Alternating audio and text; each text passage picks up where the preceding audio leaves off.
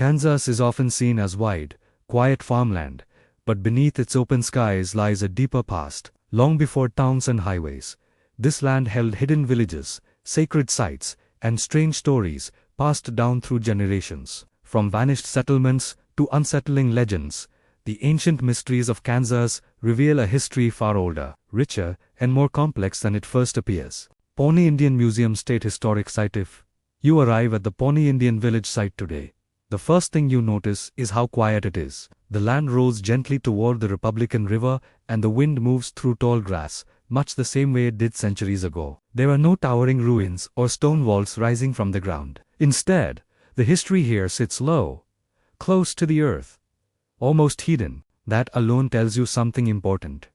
This was a place built to live with the land, not to dominate it. Long before Kansas became a state, before fences cut the plains into neat squares, this area was home to a large Pawnee village, not a temporary camp, not a hunting stop, but a permanent settlement filled with families, elders, children, and daily routines. The people who lived here were part of the Kitkayaki band of the Pawnee, one of the major native nations of the Central Plains. They understood this landscape in a deep, practical way. They knew where the soil could grow crops, where water could be trusted, and where the land offered natural protection. The village stood near the Republican River, which was more than just a source of water. It shaped the rhythm of life. Fields of corn beans, squash, and pumpkins spread nearby, carefully planted and tended. These crops were not just food, they were survival, tradition, and planning for the future. Farming anchored the Pawnee to this place, while hunting bison connected them to the wider plains. This balance between settled life and seasonal movement defined who they were. At the center of the village were the earth lodges. These were not simple huts or rough shelters. Each lodge was a carefully built structure designed to last for many years. Thick wooden posts formed the frame. Layers of grass and packed earth covered the roof and walls. From a distance, the lodges blended into the ground, almost disappearing into the landscape. That was no accident. The design protected against wind, cold winters, and hot summers. Inside, the space felt steady and grounded. No matter what the weather was doing outside, every lodge had a fire pit at its center. That fire was the heart of the home.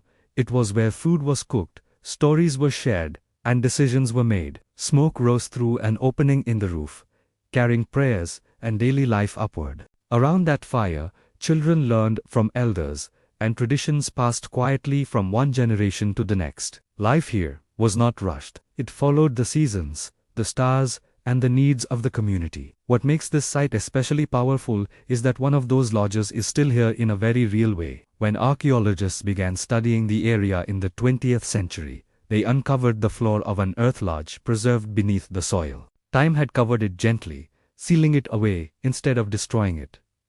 Post holes showed where massive support beams once stood. The hearth remained at the center. Storage pits revealed how food was kept safe for the winter months. Instead of removing everything and placing it behind glass far away, the decision was made to protect the lodge where it was found. A museum was built directly over it. When you stand inside today, you are standing above the actual floor where a Pawnee family once lived. You are not looking at a recreation, you are looking at the real outline of daily life from hundreds of years ago. That closeness is rare, and it changes how the past feels. Outside the museum, the land still holds subtle marks of the village. Shallow depressions in the ground show where other lodges once stood. They are easy to miss if you do not know what you are looking for, but once you see them, you cannot unsee them. Each depression marks a home, a family, a life once lived. Together, they hint at the size of the community and the sense of shared space that defined it. For a long time, there was confusion about this village. Early settlers believed it was the place visited by the explorer Zebulon Pike in 1806 when he met with the Pawnee and persuaded them to replace a Spanish flag with an American one. That story became part of local legend. Later research showed that Pike's visit likely happened at a different Pawnee village farther north in what is now Nebraska. But even that misunderstanding played a role in preserving this site because people believed it was historically important. It was protected instead of being plowed under and erased. This is where the mystery quietly settles in. We know a great deal about the Pawnee way of life, but there are still gaps. We do not know the names of the families who lived in this exact lodge. We do not know what arguments happened here, what jokes were told, what fears kept people awake at night. The artifact left behind tell part of the story, but not all of it. Stone tools, pottery fragments, animal bones, and storage pits show how people lived, but not how they felt. There is also the mystery of change. By the early 19th century, the Pawnee way of life here began to unravel. Disease brought by outsiders, pressure from expanding settlements, and forced relocation slowly broke apart communities that had existed for generations. Villages like this one were abandoned, not because the land failed, but because the world around it changed too fast and too violently. Standing here today, it is hard not to feel that absence. The land itself feels patient. Grass grows where lodges once stood. The river still moves past, uncaring and constant. Nature did not forget the Pawnee, but it did move on. The quietness of the site now stands in sharp contrast to what it once was. A place filled with sound, voices, footsteps, laughter, tools striking wood, children running between lodges. None of that remains, yet the ground remembers. The museum does not try to overwhelm you with facts or flashy displays. It allows the site to speak for itself. You can look down at the lodge floor and imagine what it must have been like to live there, to wake up with the smell of smoke in the air, to step outside and see fields growing, neighbors moving about, the sky stretching endlessly overhead. This was not a lost civilization in the sense of being forgotten. It was a living culture that adapted, survived, and endured far longer than many people realize. What makes this place different from many historic sites is its honesty. There is no attempt to turn it into a spectacle. It does not promise secrets or hidden treasures. The mystery here is quieter and deeper. It is the mystery of ordinary life that vanished without leaving names behind. It is the mystery of how strong communities can disappear while the land remains. If you visit today, you may feel a strange mix of calm and weight. Calm from the open space and steady wind. Weight from knowing that entire lives unfolded here and most of their stories are now silent. The Pawnee Indian Village site does not shout its importance. It waits for you to slow down enough to notice. In the end, this place reminds us that history does not always leave monuments. Sometimes it leaves shallow depressions in the earth, a circle of post holes, a fire pit long gone cold, and sometimes those quiet traces say more about humanity than any towering ruin ever could. Today, the town below slowly drops away behind you. Houses grow smaller, streets quiet down, and the air feels a little different the higher you go. At the top, tucked into the limestone, is a shallow cave carved into the rock. It does not look dramatic.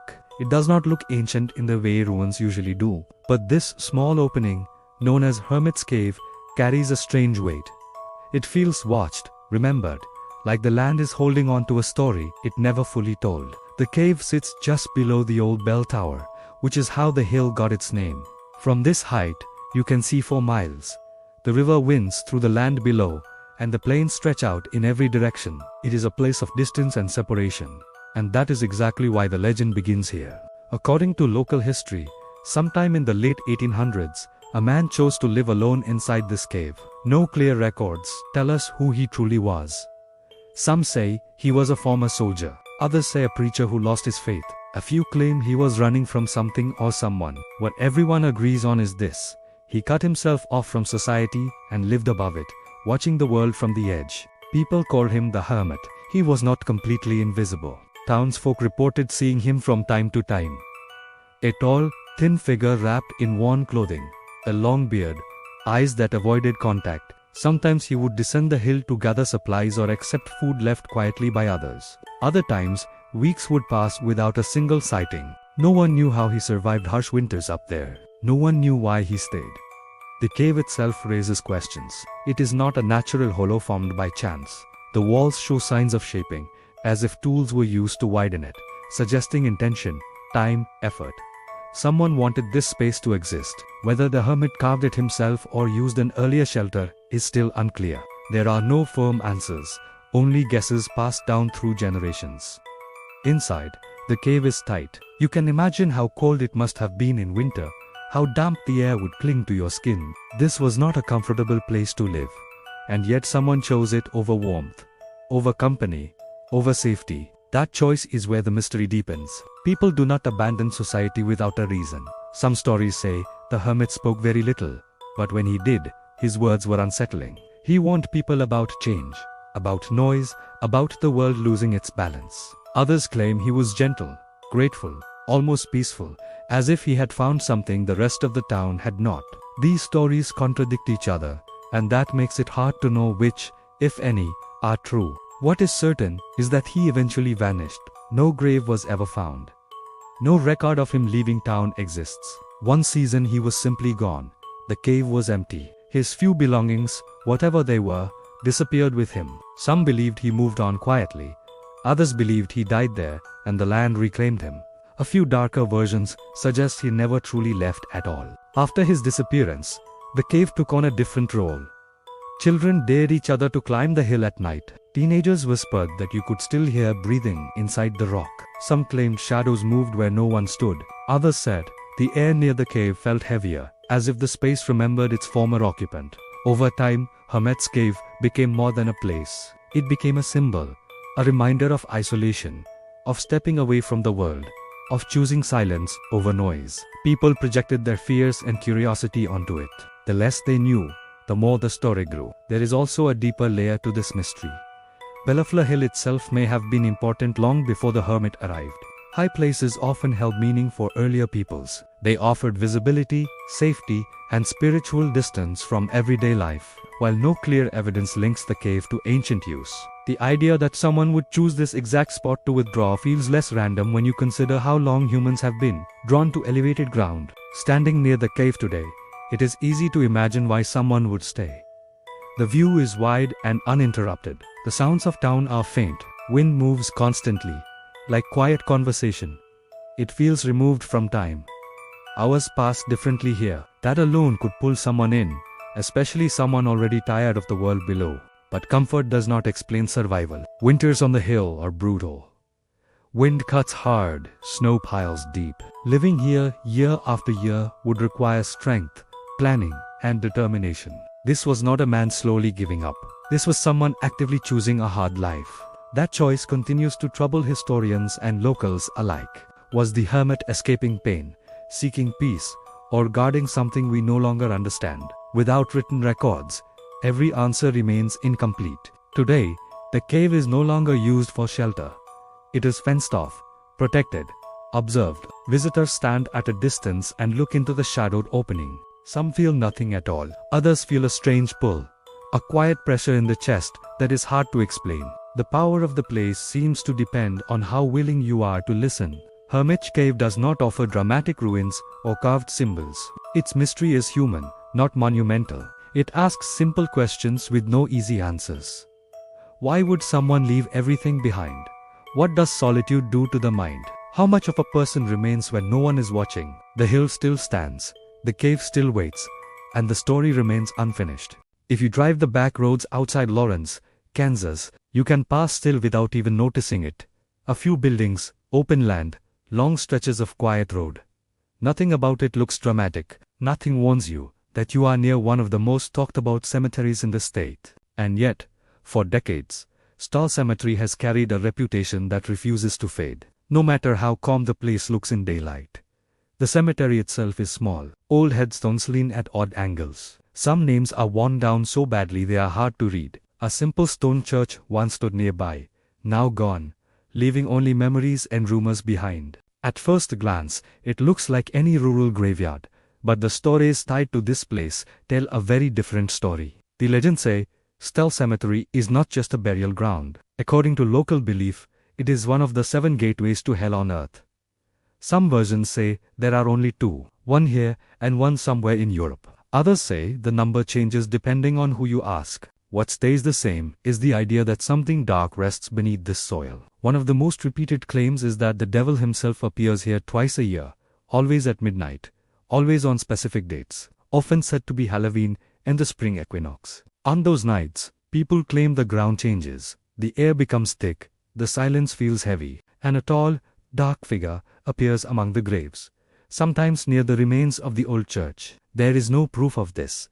Of course, no clear photos, no solid records, but the story spread anyway, passed from mouth to mouth, student to student, generation to generation. The closer you get to Lawrence, the more likely someone has heard it before. Another part of the legend focuses on a particular grave, a stone said to belong to a man who was not human at all, but something pretending to be.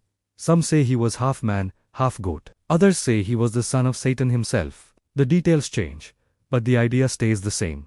This grave is wrong. People claim the stone was once sealed shut with iron to keep something from escaping. Some say it was later removed or hidden to stop curious visitors. Then there is the church. The old stone church that once stood near the cemetery is central to the mystery. Built in the late 1800s, it served a small farming community. Nothing about its history suggests anything dark, but legend twisted it over time. Stories claim the church was burned down because it was cursed. Others said it collapsed on its own, as if the land rejected it. Some believed it hid tunnels underneath that led straight into the earth. One of the darkest stories tied to the church involves a child. The legend says a baby was found, nailed to the door, sacrificed in some hidden ritual. There is no historical record of this ever happening. No police report. No newspaper article. Yet the story persists.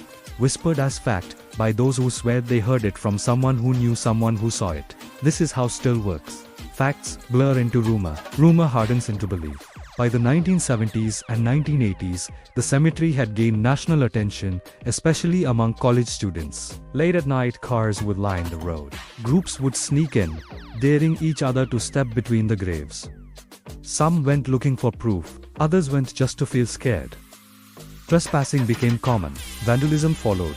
Headstones were damaged. The quiet dignity of the place began to suffer. Local residents grew tired of it. For them, this was not a legend. It was a real cemetery, where real people were buried. Family members, ancestors, children. The gap between myth and reality caused real tension. Eventually, the church was torn down, partly to stop people from gathering there. Law enforcement increased patrols. Warning signs went up. But removing the church did not remove the story. People still claim strange things happen at Stell. Cars that will not start. Watches that stop working. A feeling of being watched even when alone. Some say animals refuse to enter the cemetery at night. Others claim the sky above the graves feels darker, heavier, as if sound itself struggles to move. Skeptics argue there is nothing special here at all. And logically, they are right.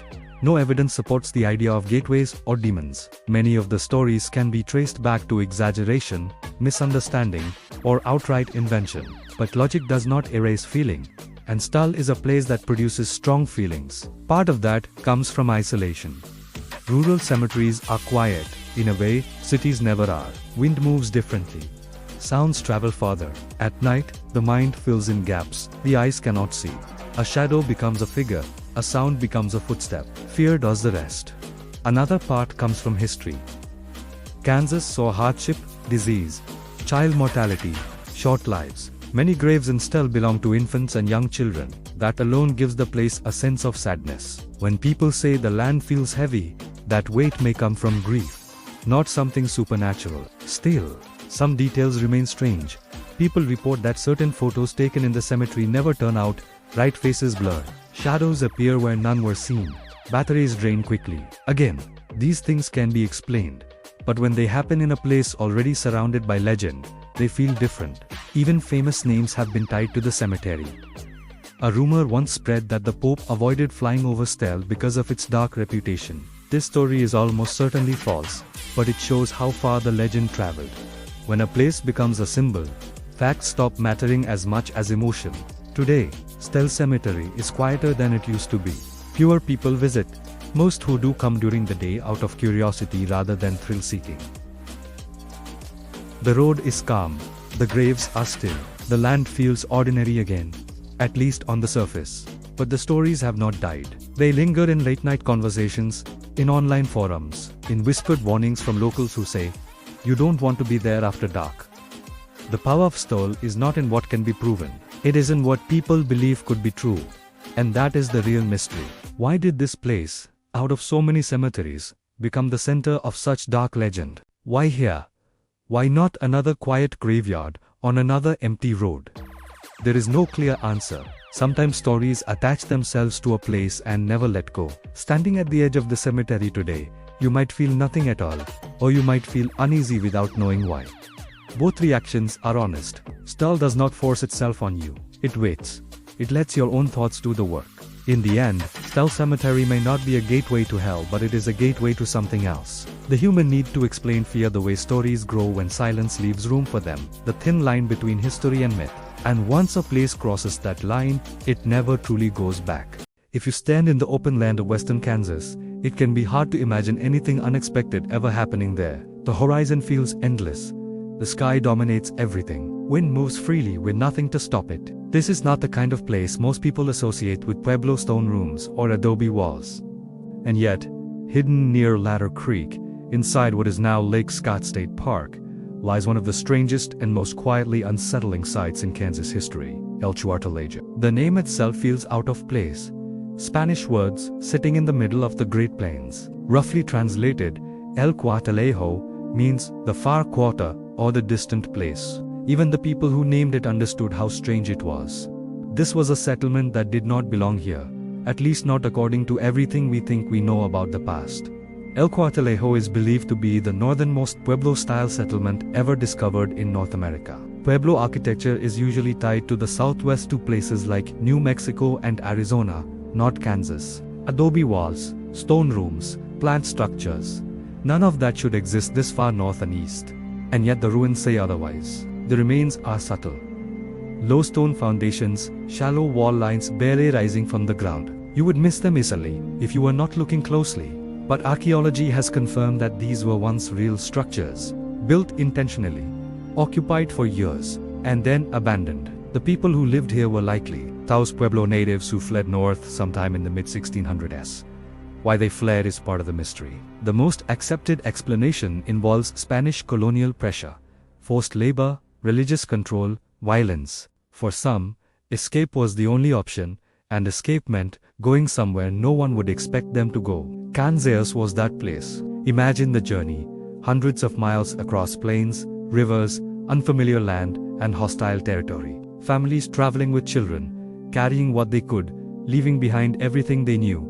They were not searching for comfort, they were searching for survival. When they reached this area, they found something rare: protection. Ladder Creek cuts through steep rock walls and narrow canyons, creating a natural shelter. Unlike the open plains around it, trees grow thick along the water. The land dips and folds in ways that block wind and hide movement. It is one of the few places in Kansas that feels enclosed, almost secret. For people trying to disappear, it was perfect. They built their settlement using familiar methods: stone and adobe-style construction. Rooms connected together, not large pueblos, like in the southwest, but enough to form a community.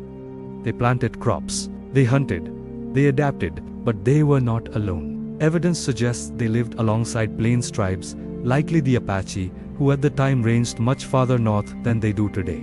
This alone challenges many simple ideas about Native American history: different cultures, different languages, different traditions, sharing space, resources, and risk. This was not an easy life.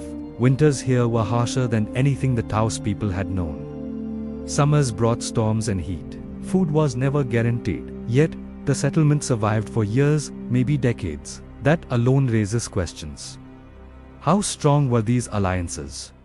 How deep did cooperation go? What did daily life really look like in this unlikely place? Spanish records mention El Cuartelejo, but only briefly. Explorers and soldiers described finding Pueblo people far from where they were expected to be. The tone of these accounts often sounds confused, even unsettled. The existence of this place did not fit the map in their heads. Eventually, the settlement was abandoned. Why is still debated. Some believe Spanish forces finally caught up with the refugees and forced them to return south. Others think pressure from rival tribes made the location unsafe. Disease, drought, or simple exhaustion could have played a role. Or perhaps the people chose to leave once the danger passed, returning home on their own terms. The ruins do not tell us which answer is correct. They only tell us that people were here and then they were not. That silence is part of what makes El Cuartelejo unsettling. It feels unfinished, like a sentence cut off halfway through. There are no dramatic destruction layers, no signs of sudden violence, just absence. Standing there today, you feel that absence strongly. The creek still flows. The rock walls still rise. Grass grows over stones that once held up homes. Nature did not erase the site violently. It slowly absorbed it. There is also something symbolic about where this place sits now. Lake Scott State Park is peaceful. Families camp nearby. Birds move through the trees. The land feels calm. Yet beneath that calm is a story of fear, escape, and endurance. El Cuartelejo forces us to rethink simple borders. It reminds us that history does not follow clean lines on a map. People move, cultures overlap, survival pushes humans into places that seem impossible. The mystery lingers not in what we know but in what we can only imagine, the courage it took to flee, the resilience it took to build a home in a foreign land, and the quiet enduring mark they left on a landscape that never forgot them.